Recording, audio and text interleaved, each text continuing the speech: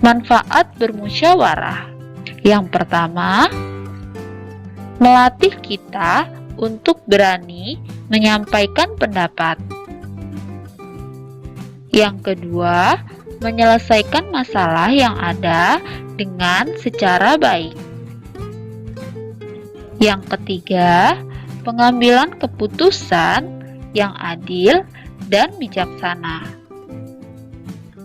Yang keempat, menciptakan rasa kebersamaan dan tanggung jawab antar sesama.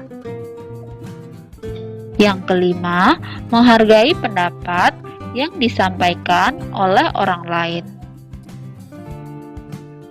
Sikap yang harus dijaga saat bermusyawarah yang pertama yaitu saat menyampaikan pendapat, sebaiknya kita melakukannya dengan sikap yang santun.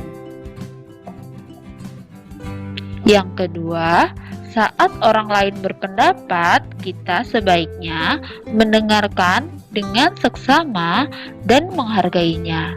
Kita tidak boleh memotong pendapat yang disampaikan oleh teman.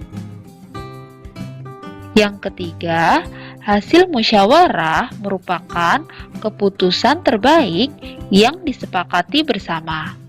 Jika pendapat kita tidak diterima dalam pengambilan keputusan, kita harus menerimanya dengan lapang dada. Menceritakan pengalaman saat bermusyawarah. Melaksanakan musyawarah merupakan perwujudan pengamalan sila keempat Pancasila.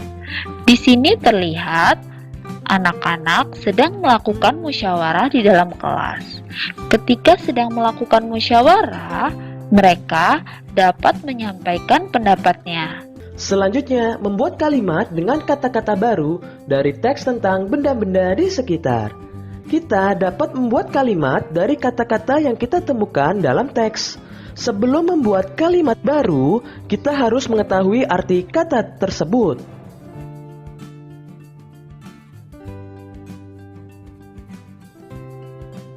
Perhatikan contoh berikut.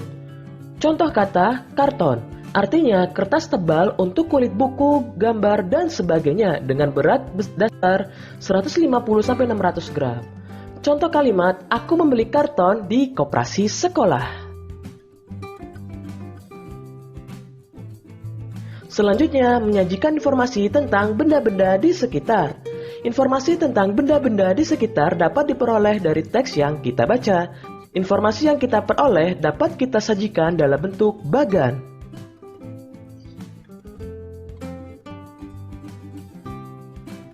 Berikut contoh bagan yang dapat kalian buat. Dengan posisi teks berada di tengah-tengah.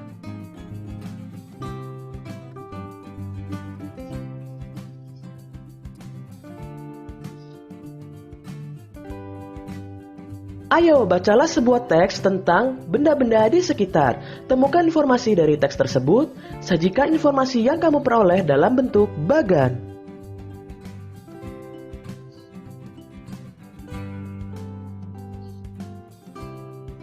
Selanjutnya, langkah-langkah menyajikan hasil pengamatan.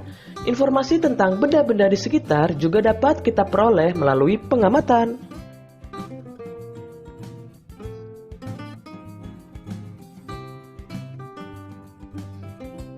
Berikut langkah-langkah menyajikan informasi dari hasil pengamatan. Pertama, menentukan judul teks. Kedua, membuat kerangka teks terdiri atas pembukaan, inti, dan penutup. Ketiga, membuat kalimat pembukaan. Keempat, menuliskan informasi penting dari hasil pengamatan. Yang kelima, membuat kalimat penutup. Kesetaraan satuan panjang baku. Hasil pengukuran panjang tersebut dapat dinyatakan dengan satuan baku meter, sentimeter, dan milimeter. Bentuk kesetaraannya adalah sebagai berikut. Jadi 1 meter ditulis 1 M ini itu setara dengan 100 cm. Ditulis 100 cm. Nah, setara pula dengan 1000 mm atau 1000 mm ditulisnya. Ini adalah bentuk yang setara. Sekarang ayo coba latihan, ubahlah ke dalam satuan yang ditentukan. 1 meter itu berapa sentimeter ya? 1 meter itu berarti 100 cm ya. Kemudian 1 meter ini sama dengan berapa milimeter? 1 meter sama dengan 1000 mm gitu ya. Lalu bagaimana dengan 110 cm?